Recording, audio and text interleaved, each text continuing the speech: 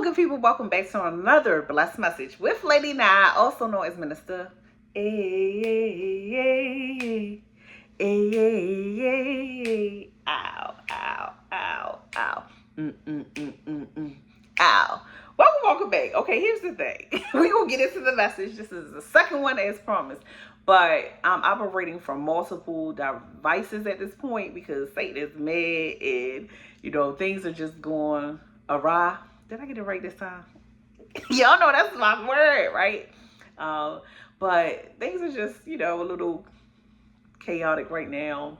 But that's more so on the dark, demonic side. They are in chaos. We over here happy in the Lord. Okay. And because of that, we can press forward. So this message is quite exciting.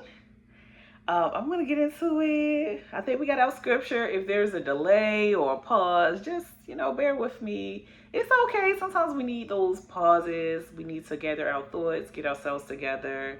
Those methods of preaching from yesteryear, God is moving that out the way. I hate to be the bearer of bad news for some folk, but that traditional method that we've become accustomed to, God is moving that out the way. Yeah, that's what he showed me. It's going to be some new stuff happening. I did a message. What was the message? Somebody wrote a check they cannot afford to cash. It's essentially stated in that message that those old bears are no longer going to be as impactful as the new persons that God is going to use in the season. Because you have to understand there's a time and place for everything, as the Bible suggests.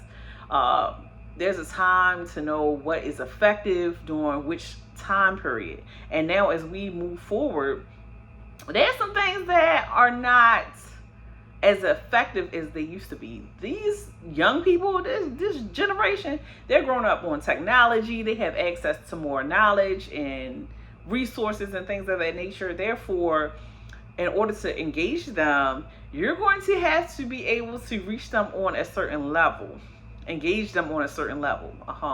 And that is important. But again, that's a sidebar. Y'all know I have to insert little tidbits of knowledge, because if not, we gonna be lost. Some people are just totally gone. They already lost. They in the wilderness. They never coming back. You hear what I'm saying? But God is using certain people to bring forth the truth, expose the truth.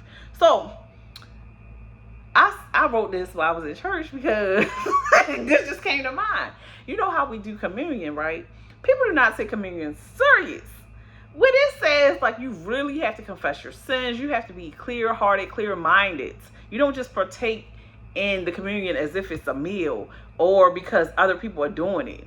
If you know your heart and mind is not clear, don't eat them crackers and don't drink that juice. I'm telling you the truth. God is going to hold you accountable for your actions. Y'all better stop eating those crackers and drinking that juice while God is watching. That's what I wrote. Yeah. This is important for somebody to know, because we've gotten so accustomed to doing things because it's the tradition. Pastor said do it.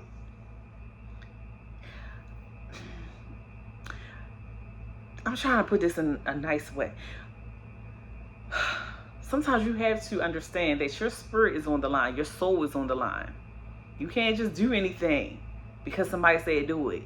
You have to know the scripture for yourself. You have to know God for yourself. Develop a relationship with God for yourself. And this is a clear segue into the message. Be yourself. That's what God told me. So I had a new dream. I shared my previous dream. Now this dream, I wasn't even sure that I was actually going to share it. And so God kept confirming that this needs to be shared. So typically I get my 8 hours of sleep. I've shared this several times. I go to sleep, I'm asleep, wake up in the morning. But for some reason, last night I wrestled with my sleep. And not necessarily wrestled, I just woke up and God was giving me words and I wrote. So most of these messages were written in the wee hours of the morning. And this is important, this is significant, because God has a clear message for someone. And sometimes it comes through the testimony of someone else. Someone else already went through it, or someone already experienced that hardship, that heartache for you. So the new dream It was a desolate place filled with abandoned buildings, boarded up buildings, you know. Everyone else was gone except me and a special someone. So initially when I wrote it, I said someone who has been a part of my entire life. And I wasn't necessarily going to reveal this person until God gave me further insight. And this again is a prime reason why it's important to wait on God. Listen for the communication. Because had I shared the message, I would have missed a significant point that he was trying to make through this dream. And that person that I was with was my mother. It was me and my mom. Now, for those who don't know, I spent a lot of time with my mom. I have spent a lot of time with my mom. Yeah, my mother is the reason I am the person I am today. Every slogan that you hear, every expression that motivates me to the next level came from her. And this is the thing about that. She didn't sit down and say, hey, this is the way. This is how you navigate life. This is what you should say. I just observed her and I listened. So a lot of these expressions, I don't know if she knew that I would be using them myself. I don't know if she knew that I was actually absorbing them as a kid.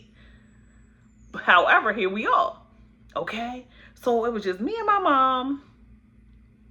And it was reminding me that also your children are watching you even when you think they're not. That was a reminder because a lot of stuff that I learned when I was a child and I'm using now, I didn't know like, hey, I'm going to jot this down so when I'm a certain age, I can use it again. I didn't do that. It was just being embedded in my spirit, embedded in my mind. So along the course of life, sometimes we do things and we don't realize that our children are paying attention. I actually had a conversation years ago where I was attempting to encourage someone. I said, your child needs you. They're watching you. So you have to toughen up, buttercup. You got to strap up. So when you think they're not, they're paying attention. And sometimes along the course of life, we make mistakes. That's the thing. But this is really important. Your children identify with your resilience more than anything. That's what I learned from my mother. My mother didn't have an easy, life or anything like that. I learned resilience because I saw her get through every challenge, overcome every obstacle, every barrier. She never gave up. She had so many trials, so many errors, so many things that she could have just succumbed to, but she never gave up. So that was the greatest message I learned. Her being in the dream was significant because there comes a time when you have to make decisions on your own. Yeah, there's a time when you have to move forward in your adulthood. Now, I'm a very independent person. When I spend time with my mom, it's more quality time than anything. Yeah. But there are some who, they rely on their parents. They glued to the hip. They can't live without her. But that is going to set you up for failure because there's going to be a season where you're not going to be able to depend on them for every step, every decision. You're going to have to be able to make decisions for yourself. Hate to tell somebody the truth. And a failure in our society is that children are not given decision-making skills. They don't learn these things. Which, again, Lady Nine writes about it. Okay? But emotional intelligence, wisdom, how to navigate difficulty, they don't learn these things.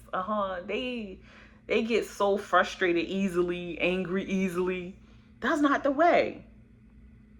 And I'm not to say that my mother was perfect because she had a lot of challenges and mistakes and things of that nature. But the fact is she got back up again every single time. Every single time. So again, there comes a time when you have to make decisions on your own. Parents have to release their children's hands and let them experience life. And this is the situation I'm finding myself in right now as the mother of 2 adult children. Okay? It's rough because you hear, you see, you know things that they do not. Hey, my mother knew things that I didn't. And I couldn't comprehend why she was telling me certain things, why she was fearful of certain things. And when I say fearful, more like cautious. Well, she was cautious. We couldn't go over everybody's house. We couldn't go to sleepovers and stuff like that. We had to be home a certain time. Things like that.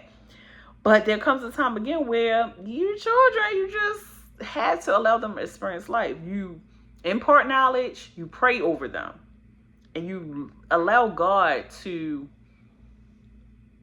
move in their lives. Because she couldn't explain everything. My mom could explain, hey, every single thing. Again, I told you, she didn't teach me by just sitting me down and saying, hey. It was more like learning through example. And the truth is, children can't hear you when you're trying to protect them from the unknown. They can't hear you because their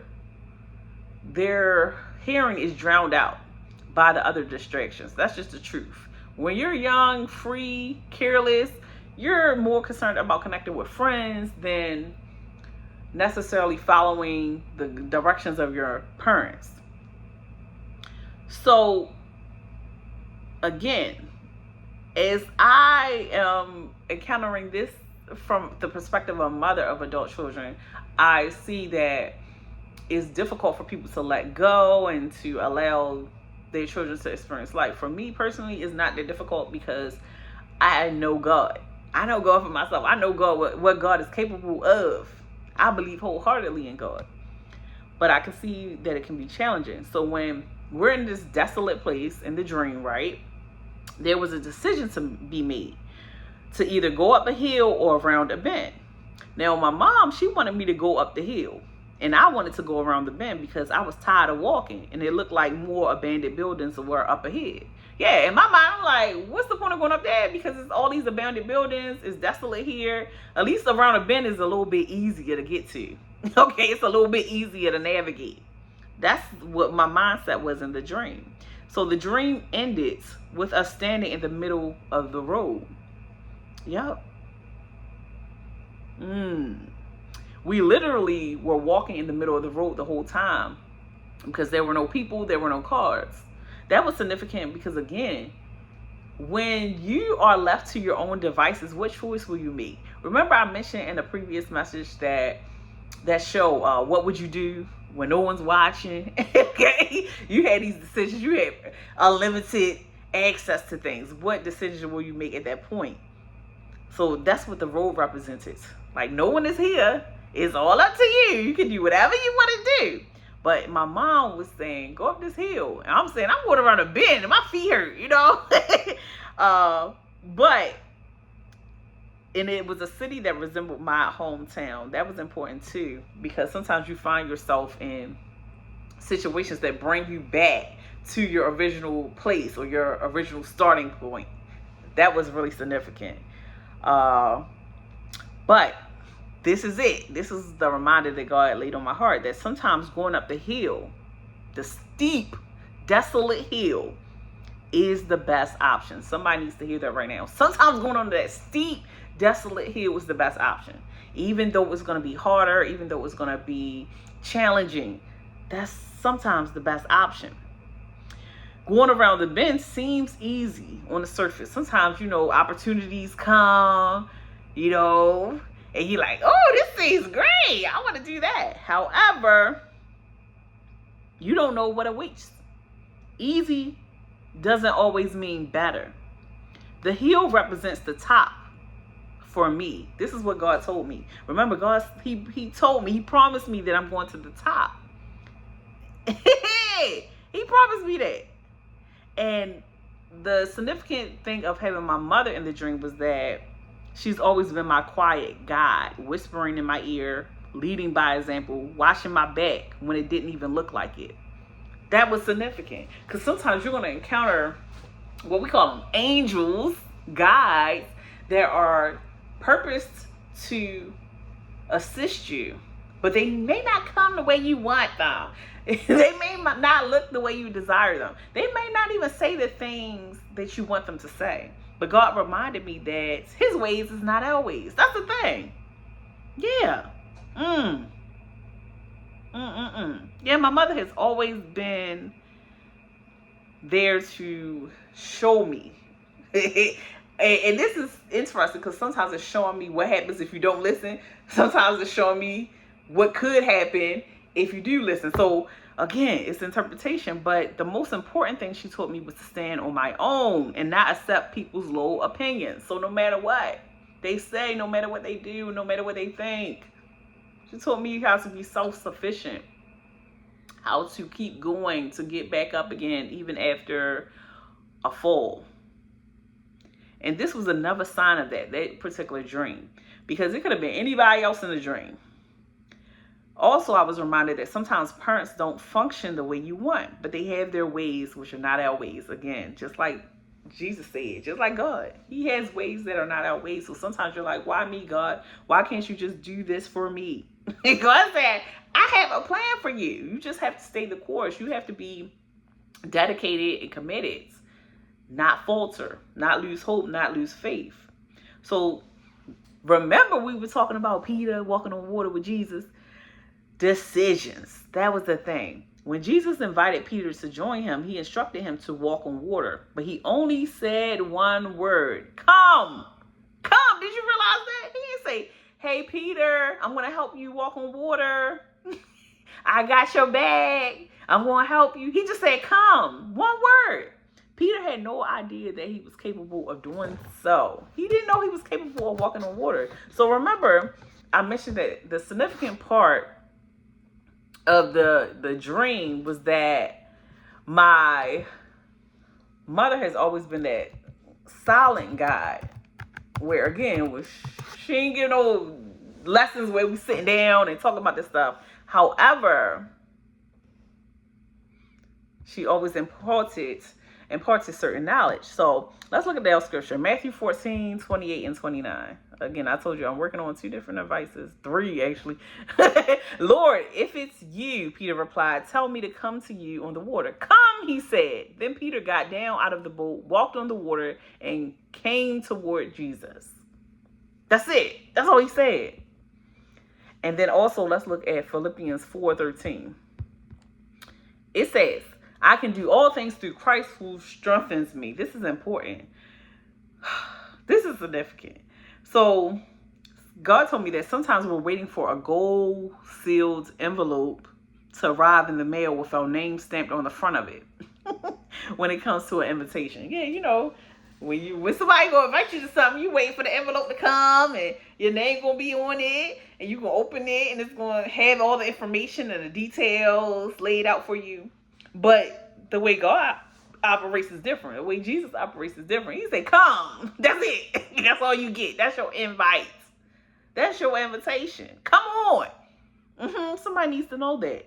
Jesus said, come. If you want it, take it. If you want to do it, do it. That's what this walk in it season is all about. Remember, I told you this is the walk in it season. We were flying high. Now we're walking in it, meaning that we're claiming things for ourselves. We're claiming things as our own. Jesus already gave you power and authority. You have to claim it. It's already yours. Remember what Jacqueline Carr said? It's yours. If you want it, you got to grab it. Go and get it. It's yours. I'm ad-libbing. I'm adding my own words. But you know what she said. It's yours for the taking. Peter became afraid because he wasn't secure in what God said he was capable of. Don't be afraid. This is not the season to be afraid. Do not be afraid is mentioned 365 times in the Bible. There are 365 days in a year. A cycle is completed after 1 year, ushering in something new. This is what God told me. That 365 is significant. Let me tell you why. Because when I was doing my math about how many times don't be afraid is mentioned in the Bible, I realized that I saw a 365. It was 20/365. And right now, I still don't know where I saw this, but I saw it yesterday. I don't know if it was on a video or a picture. It was something, but it was confirmation that a cycle has been completed. A phase, a stage of a life course has been completed.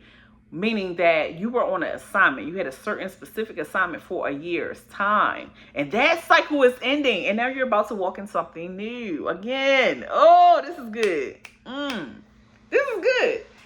So, Lady Nye she completed some stuff. Yeah. But before I get there, let me say this. So again, 365 days in the year indicates a cycle. And after that cycle, something new is in store. Freshness, newness, God said, start now. Your 365 starts today with new ambitions and senseless faith. What does it mean to have senseless faith? That means that you're not concerned about what other people got to say. You don't care what it looks like. You don't care what it feels. You don't care about none of that stuff. The tactics, the strategies that Satan has, you're not concerned about that. Nope. No distractions. Nothing works on you. Satan can't do nothing with you. That's what that means. That's what it looks like. Senseless faith. Because you know that God is in control and he's already worked it out. So nothing scares you. Nothing shocks you. You are not afraid. That's the thing. So God had me to insert my announcements in this part. Yeah. He said, get them your report card. Because again, another way that people are inspired is through testimony. Okay? It's through testimony. So God gave me a word, acceleration, in a previous message. Mind you, I don't know the specifics because we hitting on like 900 videos at this point. We're close to there. But acceleration was the word. God told me, he confirmed, he said, you will be able to complete the things that take people years to complete in a limited amount of time. Top speed. Now, mind you, I made the announcement on March 21st, 2026 on this station that I would pursue writing a dissertation. Now, a dissertation is a detailed research project. It can be really time consuming, and it was. Literally, I didn't realize I was literally spending like hours a day, like multiple, more than a job. Like, that's what I'm saying. So again, respect to those who actually pursue their doctorate degrees. And in that video, again, I announced that I was going to pursue this endeavor. I wasn't quite sure of all the details. Again, the invitation. You waiting for some details and outlines and guidelines. No! God said, come. God said, do it. God said, write it. God said, partake in it. And another significant thing that I found in that particular video where I mentioned it was that I mentioned 5 heartbeats started from the end. So what I found in my research was so interesting that I started out with a plan in mind. Of course, I had to deviate from the plan when things didn't work out. And that was another thing that I learned along the course watching my mother, that sometimes things don't work out and you still continue to flow with it. You still move forward despite what's happening. Okay? So sometimes you got to go to A, B, C, D, E, F, G, H, I, J. You have to go down. Keep moving though. Don't stop. But I mentioned that the 5 heartbeats started from the end again. And I felt myself starting from a particular place. And then I had to kind of navigate through this obstacle course and finally came up with a strategy that actually worked and it was sufficient. And when I say research is intense, because when you're doing investigations, you're reading, I read so many articles. Like, I should literally be an expert on mental health at this point. But I read so many articles. I read so many statistics, went to so many websites. I was just immersed in this. Again, obviously for the past 4 months. That's how long it took. 4 months. Somebody get excited about that. Because this announcement was made on March 21st. And here it is, July 28th. I published it July 27th, 2026. And it's completed. And when I say it's not a, you know, some people might do a half step. No, I really tried to make sure that it was what is the word I'm looking for? I would say that it was complete, that it was thorough. That's the word. I ensured that it was a thorough research project where a lot of those unanswered questions were asked. Also, I deviated from some of the standards because sometimes you just, we have to focus on one research question, one hypothesis. No, you're going to see multiple aspects to this research project if you are able to read it. So I'm happy with it and I'm satisfied with it because I know I really invested a lot into it. Again, I told you it was my baby. But now she has been birthed. Always room for improvement. However, I invested in it for 4 months though. So again, when God told me acceleration, he said the things that take people years to complete, you're going to do in a limited amount of time. There are people who start and never finish their dissertations. Do you know that? And I know why. Because it is time consuming. And if you're really going to give it your all and present a thorough project, then you have to invest in reading. You have to really read. That's the thing. And I read some samples of dissertations that have been accepted and approved by boards.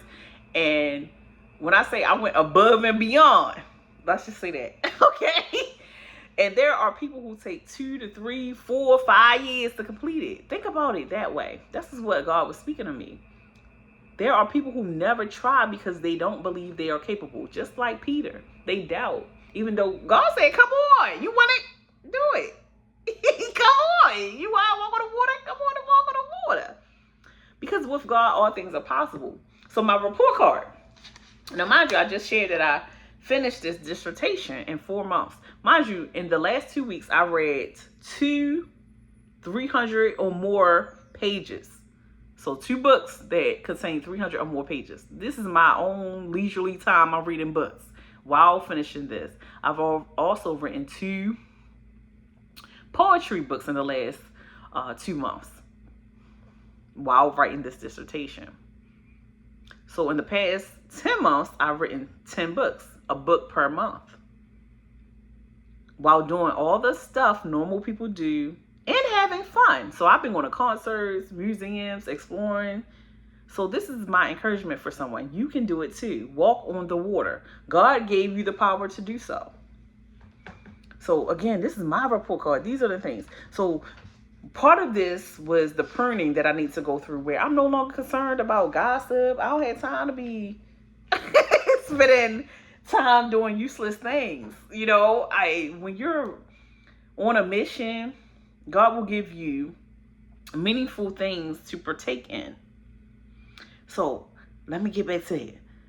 Writing the dissertation showed me just what I'm capable of. No one told me to do it.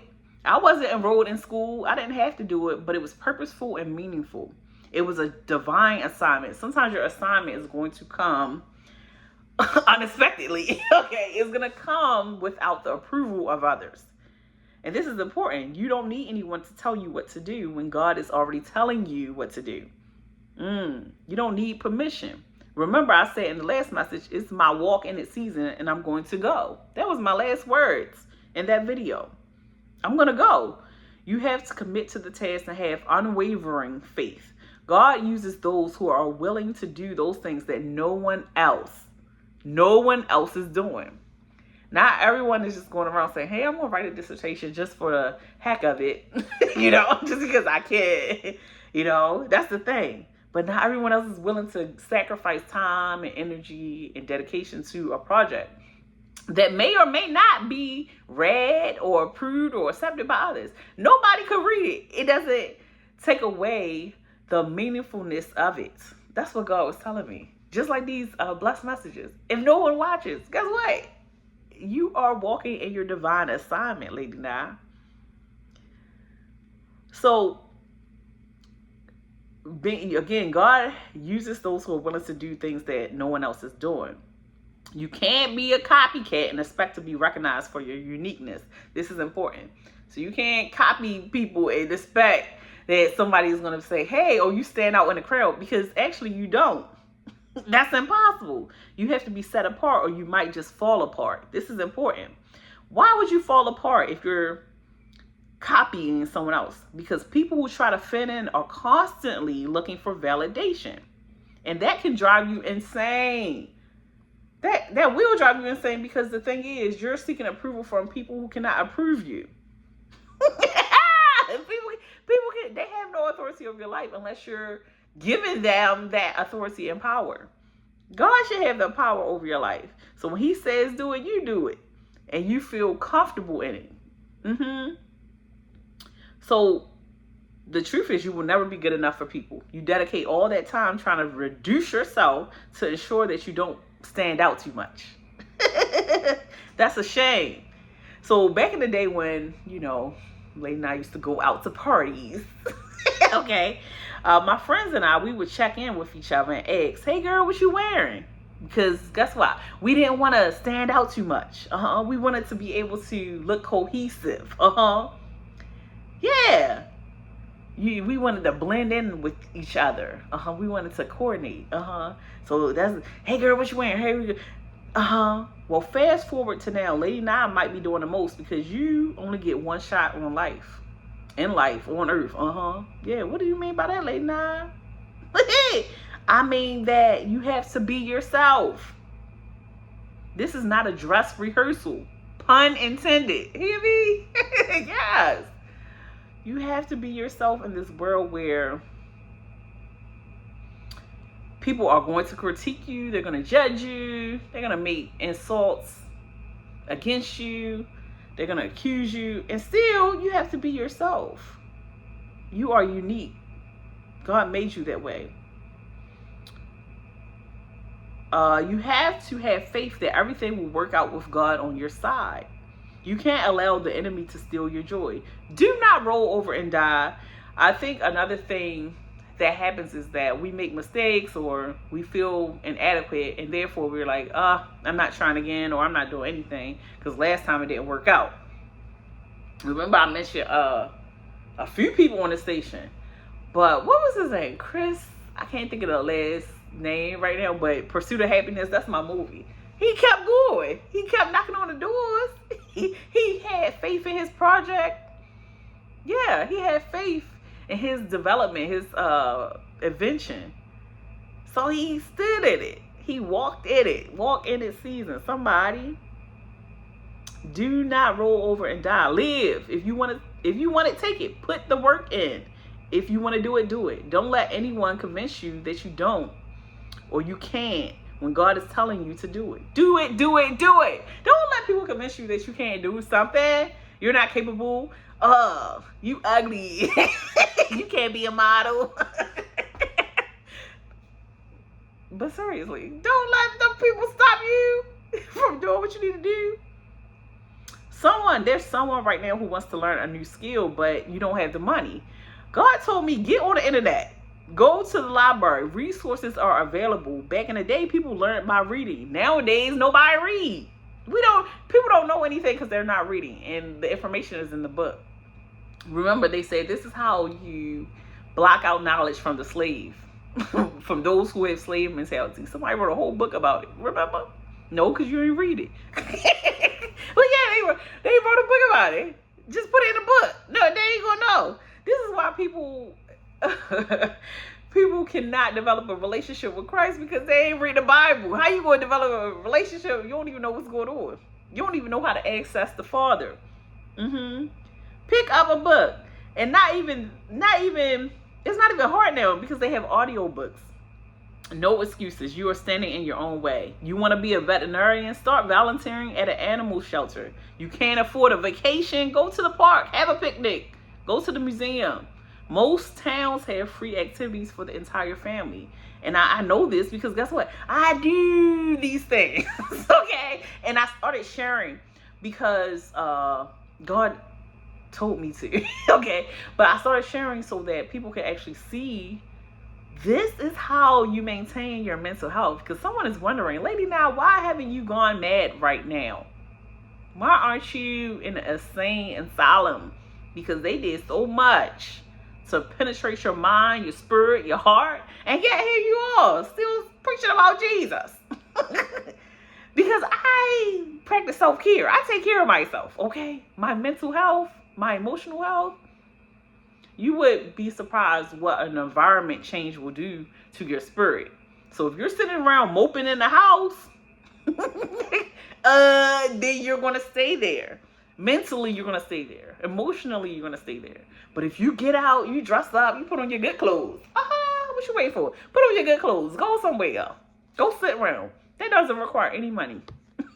Go somewhere different that you've never been. Because you can spend time open, or you could develop a plan to have the life you desire, one step at a time. I do everything I'm mentioning now. I am walking into the life I want for myself. The first step is to put God first. He will order your steps. Sometimes he will rearrange your steps. You have to decide for yourself which Way to go. Just like my dream. Ultimately, it was up to Peter to trust God. Ultimately, you could take the around a corner, around a bend way, or you could go up a steep hill. It's up to you, though. You have to design the life that you desire for yourself. If you want peace, make your peace. Make peace with yourself.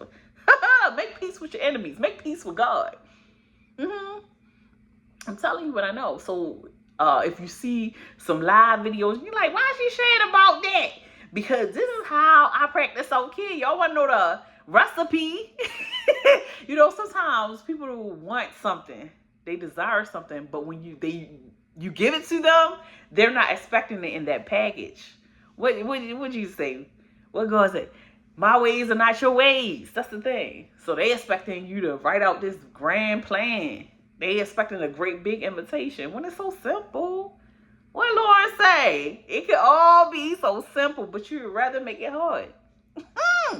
All right, good people. What we're going to do into the next video, we're going to sit pretty and walk heavy. Take care.